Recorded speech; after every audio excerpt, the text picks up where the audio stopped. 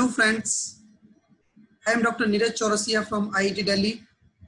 Today we'll be discuss how to assign classification number to a book or other documents available in the library. Friends, in previous you might have learned a bit about library classification, its purpose, and introduction of various schemes of classification. In this lecture, we will learn how we should assign the class number to the documents available in the library. What are the things we should keep in mind while assigning the class number or classifying the document? We need to follow some of these steps for assigning the class numbers. Friends, first we need to understand why we classifying the books or other documents or material available in the library. Classifying the document is the most important task in a library. So it must be done properly after understanding all related aspects. Classification provides a system for organizing and categorizing the knowledge. It is a process of assigning a number to an item. The class number serves a dual purpose. What are those dual purpose? First one is it determines the place of book on the shelf. Other one is it collocates books on the same topic next to each other so that the user gets all the books at one place, which is much more convenient to the user. In ordinary classification, we deal with the arrangement of ideas and these objects in systematic order. But in classification, we are concerned with the documents, and the aim is to arrange these documents in most helpful user, which are really helpful for the users. Classification provide a logical approach to the arrangement of reading material in the library. It is merely the process of assigning a topical classification number to a document. Friends, two things are very essential in classification. The first one is analysis and second one is synthesis. Both are very important when you are classifying a document. The classifier first analyze the subject into different facets and then synthesize them. Subject analysis is an intellectual work, like diagnosing the real content, and after that, notation is assigned to that subject by using the classification scheme. The classifier is free to use any kind of reference tools which are available in the library. Or sometimes if classifier want that, he or she can also consult any subject expert for analysis process. So it is very important process to assign the class number for any document which is available in the library. Now friends, we are coming to what kind of general process of classification is there. Now we will try to see what is the general process of classification. There are few things we should always keep in mind. First thing is analyze the subject content of a document. Then summarize the primary subject focus of the work as a whole. Then go to the classification scheme, or you can say schedule, and determine where the item should be placed with that scheme. Then assign a class number to particular item or particular book. As appropriate for the scheme, you can add additional element to class number as per your requirement. Friends, now we will discuss what are the steps involved in assigning the classification number to a book or any other document. So classification involve three major steps. What are these three major steps? First step is ascertain the subject of book. Second one is ascertain the discipline of book. And finally, third one is assigning the class number to the book. So these are three steps which are really help a lot for assigning the class number to the document. Now we will discuss these steps in detail. Coming to the first step. What is first step? Step one is ascertain the subject of a book. The first step in assigning a class number to a book or a document is to determine the subject of the document. So we need to first determine the subject. This may be done by examining the title. You can see the title. You can also see the table of content, preface, and even scanning of text itself. So it is not only the title. You should be going through the table of content, preface, and the text of the book. To do this, we must decide what the book is all about. What kind of intellectual or subject content is there?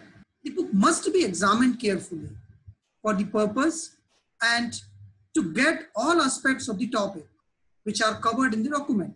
Every beginner has a notation that the title of book is sole and reliable indicator of subject treated in it. Friends, it is not correct. It is not correct that you are assigning the class number after going through the title only, because sometimes title itself is misleading. Most of the time, many times you can see the title itself is misleading. As such, it becomes risky to depend only on the title to know exact subject of the book. So, along with the title, classifier must always look the subtitle, book jacket, and content page as well. If the classifier is still not able to determine the subject of book from its cover page and the content, then he or she will need to take help from the reference sources which are available in the library, because he need to consult the reference sources. Apart from these, he or she may consult catalog cards, catalog records of the library. Sometimes they need to consult other libraries as well. Also the online catalogs. So if you consult the online catalog or online record which are already available in your library, sometimes it might happen that the same book is available in the library. So you cannot provide different class number. You have to provide the same class number that particular book. So it is like taking help from the experienced colleague. You should always take help from others if any issue is there. If book has a certain subject content, we need to follow these steps. Like these steps may be: the examine the book or the document carefully for subject analysis. Identify the topic or topics treated in the book as well as aspects of the topic. If there are more than one topic treated in the book, then decide what is the main topic out of them. The topic which best describe the subject of the book and which a user is most likely to search should be defined, should be identified. You should identify in which the user can mostly like. Identify the main class of the topic treated in the book. This main class will guide the physical location of book in the stack area. After subject analysis, the other thing which you need to consider is the place, time, and form of the document. And the other important aspect to examine it, whether the book is meant for the special category of user. If it is meant for the special category of user, then you have to decide accordingly. Friends, now we are coming to the second step. What is second step? Second step is the ascertain the discipline of the book. So friends, after determining the subject, the proper discipline or field of study of book or any other document must be determined, because a specific subject may appear in any number of disciplines. For example, a book on families may be classed in several different places depending on its emphasis. It may be classed, you can classify under family planning, you can classify under family relationship, ethics on family relationship, counseling and guidance for families, family reunion, may classed at so many places. So you have to decide what is the context. Another way of determining a potential discipline is to look at other items in your collection under the same subject heading and see what classification number is assigned to them. the number which you have already assigned, you should assign the same number to that particular book as well. You should put them in the same number. You may take the help from the relative index as well, or you can consult an expert in the subject. The guiding principle of DDC says it is to class a work in the discipline for which it is intended, rather than the discipline from which the work derives. For example, a book on internet for the libraries. You should be classified and kept in library science and not in computer science, along with other works on internet-based library services, because this will be having the internet use of internet resources or internet for the libraries. So you should always keep in this book in the library science, not in computer science. Now coming to the third step, let's discuss third step. Third one is the assign classification number. So friends, if you follow these two steps, you need to follow the third step, that is the assignment of class number. So for assigning a number to a subject identified in step 1, you need to tool called classification scheme. There should be a scheme for classification. On the basis of that, you are providing a class number to that particular book or any document, or these are also called classification system. So these are the systems which are giving you, which are providing the specific number or call number, class number you can say, to a document. The basic familiarities with the classification system which are used in library is vital to classify the books, documents, and assign them a class number.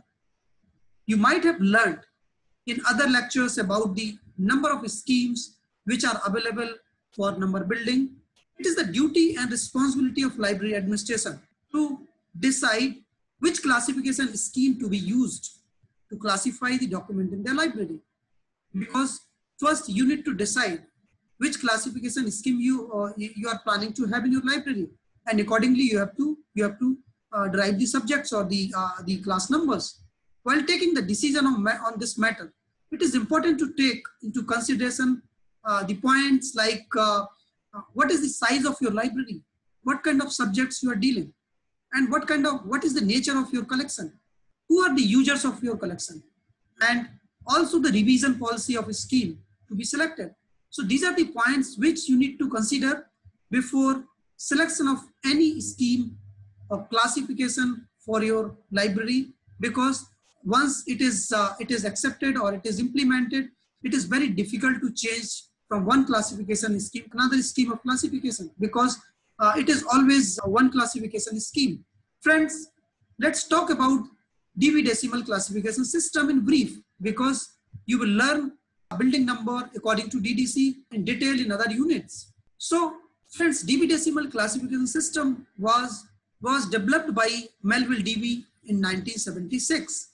It is used in more than 135 countries. It is translated into more than 30 languages. DDC is now owned by OCLC and also available in print as well as web editions.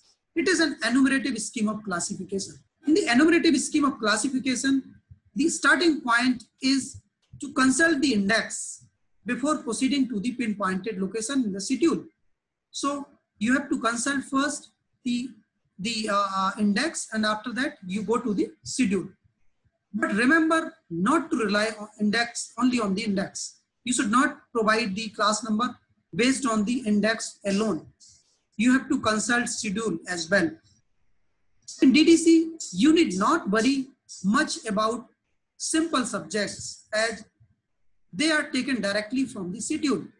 Simple subjects are not a problem because it's an enumerative scheme of classification. You will easily get the numbers for simple subjects. In the scheme of classifications, knowledge is divided into broad areas, which are again subdivided in classes. Main classes are further divided into subclasses, and subclasses are divided into divisions, and so on. So there are a number of divisions are available in the scheme of classification. In this, classification proceeds from the general to specific. DDC is also a hierarchical number system that organizes the whole universe of knowledge into main classes. In general, main classes is the highest level of classification in the universe of knowledge. It is the broadest possible subject area of knowledge division. Friends, now we will just see what kind of main classes are available in DDC. The David Decimal classification system, the knowledge is divided into 10 main classes. What are those 10 main classes? 000 is for Generalia. 100 is for philosophy and psychology. 200 for religion. 300 is social sciences. 400 is for language. 500 is for natural sciences and mathematics. 600 for technology or applied sciences.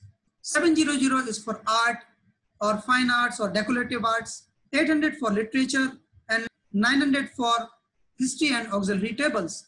So these are the main classes which are available in DDC. Friends, we will now discuss some of the principles of classification which may be useful while classifying the complex or compound or difficult subjects. So dealing with the simple subjects is not a problem. It is not a problem at all because we are dealing with these simple subjects and getting the class numbers easily from the schedule or sometime from index as well. But when you are dealing with the complex subject, compound subjects, or sometimes very difficult subjects, then it is a problem sometimes. DDC provides different type of notes and instructions for these purposes. It connects from other subtables and tables as well. Apart from this, there are some of the general principles to be kept in mind while assigning the class numbers. Friends, sometimes we find the complex subjects. If book is or document is dealing with the complex subject, then you need to classify according to the subject first. Then by the form in which subject is represented. For example, Encyclopedia of Microbiology. In this case, you can see microbiology is the subject and encyclopedia is the form. So you should keep in mind that in the Generalia class and literature, the form might be paramount. So you should always be careful when you are classifying the titles from the literature and Generalia class. Now, friend, if you see related to compound subjects, a book or document is dealing with the compound subject where it will be most useful. For example, a book on application of IT in libraries is most useful to library science professionals. It is not useful for the computer science or IT students. So it should be therefore classified under the library science. You cannot classify it with the computer science or IT. Similarly, a book entitled History of Mathematics deals with the mathematics, not with the history. So it should be classified and kept under mathematics. Right? So now coming to the complex subject in class. If an item is dealing with a complex subject in a class, for example, history of Mughals can be classed under history, history of India, history of Mughals, or history of Mughals in India. So what are the best options? The best option is you should put this book under history of Mughals in India. 2 or 3 subjects if you have in a book, then you have to decide accordingly. You should place it under the subject treated more predominantly in the book or else under the subject treated first. If book has or book deals with more than 3 subjects, then it should be placed in general class that combines all of them. For example, a book dealing with the influence of Sanskrit literature on Hindi may be classed under Hindi literature as it would be the predominantly subject. It is a predominant subject. Some of the difficult subjects are there, then you have to decide accordingly.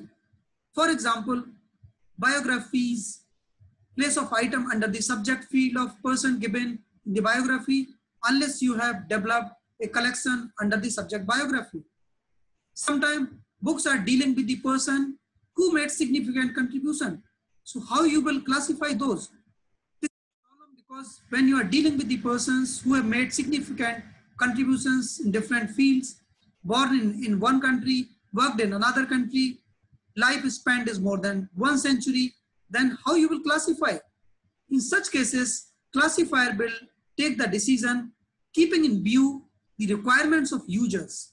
But whatsoever decision will be taken, it will be followed every time for consistency and uniformity. All the time you have to follow the uniformity, which is also the important feature for the classification. This is one of the important feature that you have to follow the consistency and the uniformity. Now, I would like to conclude here and say that subject analysis is an intellectual work like diagnosing the real or actual content.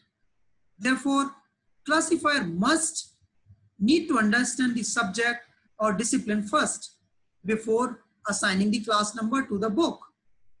Any reference tools or subject experts could be consulted in the subject analysis process. It's very important. If you are getting any difficulty, please consult the reference tools which are available in your library. And suppose you are not able to do that, then you can also consult the subject expert in that field.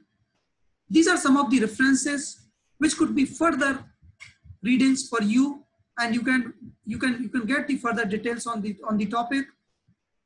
Hopefully, this literature will be useful to understand the various steps involved while assigning the class numbers to the book and documents available in the library.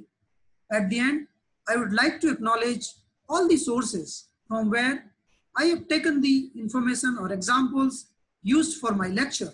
Thank you very much.